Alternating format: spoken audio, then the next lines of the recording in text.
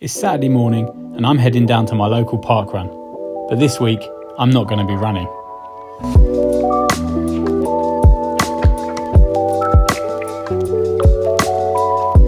We all love a park run, right? Since the birth of Park Run in 2004, events have popped up all over the world and they're only possible because of the dedication of thousands of volunteers. I've always appreciated that, but I hadn't quite realised until recently how much effort goes in to putting on a park run. So I've used some spare time I had recently to volunteer at my local one. Check it out. Today I'll be marshalling and cheering on all the runners, so I'm heading down to meet all the other volunteers now.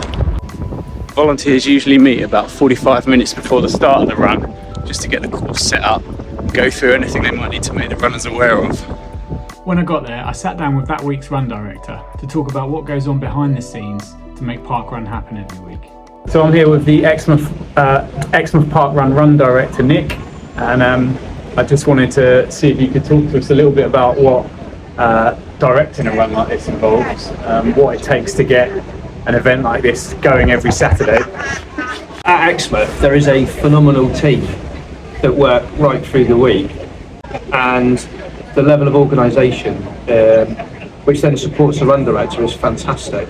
If you look at the volunteers, if you look at all of the bags with the kit, if you look at where the marshals go, their instructions, it all happens like clockwork.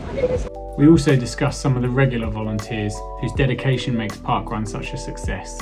Sue is 100th volunteer, so she spent 2 years of Saturday mornings, or the equivalent thereof, of putting her own life to one side to help other people. I think that's fantastic. So then, as 9 AM approached and the runners gathered, it was time for the pre-run briefing. While that was going on, I headed off to set up the section of the course that I'd be marshalling. And not long after that, hundreds of runners set off and were tearing past as they kicked off their weekend with a run along the seafront.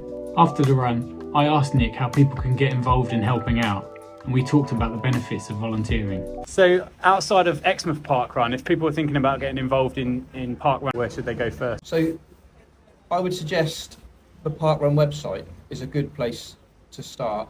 There's a map of all the events, and then each event location's got a contact page, which you can find through the main parkrun.org.uk, and then it's got a volunteers part of the page. And then you can email if you want to learn a bit more before you commit, then you can email and then speak to the team. For us here at Exmouth, we've got the online, we've got the email contact, but we've also got a manual, if you like, a volunteer roster as well, so people can turn up at the race. I mean, and that perhaps is another way of doing it. You could turn up to your local event and speak to the volunteers, and then and they would signpost you then to how to volunteer. I've done this for maybe 3 years, I don't know now, but it's always a pleasure. For me, it's quite fulfilling, very fulfilling in fact. I get to meet other different people in a different kind of environment. I think that's quite important. And they're friends. I see a lot of people come down who enjoy the social and the mental health and physical health side of doing this. And for me also, I think volunteering in itself is important. If you're able to give either back or give more in a sensible way without it being pressurised, and I think we should help each other.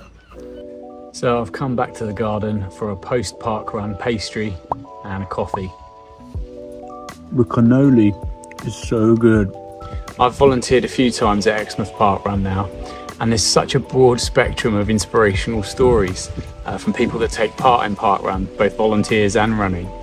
It's well known that the ethos of Park Run is about community and coming together to do something active that's going to benefit you physically and mentally. But until you get stuck into that from a volunteer's perspective, it's hard really to put into words exactly why it's so inspirational. I think for me, doing a park run is great. It feels good. You get your 5K done, you get those endorphins flowing, you start your weekend off with a bang, and you walk away from it feeling fantastic and ready for the day. But when you volunteer, that's multiplied by however many runners you see. As a marshal or a barcode scanner or whatever role you're doing as a volunteer, you see every single park runner. It might be a thumbs up and a thanks marshal from a runner. You're welcome. or it could be just seeing someone having to really dig deep as they're struggling to get across the finish line. But whatever it is, there are literally hundreds of positive interactions that you get the chance to be a part of as a volunteer. So I walked away from today's park run absolutely buzzing with endorphins and feeling even better than I normally do after finishing a park run. And I've still got my run ahead of me, so I'm going to take that positivity into the session I do shortly.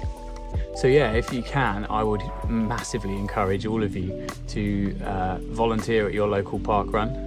You'll be doing a fantastic thing to support an amazing movement and helping put on an event that benefits hundreds of people. And also, on a selfish note, you're going to feel great when you do it. In fact, when surveyed, 84% of park run volunteers said that they feel happier after doing it. So I'd absolutely encourage you to get involved in your local park run in any way you can. And here's a huge shout out to all the volunteers across the world that put on these events that benefit us all so much. Cheers, guys.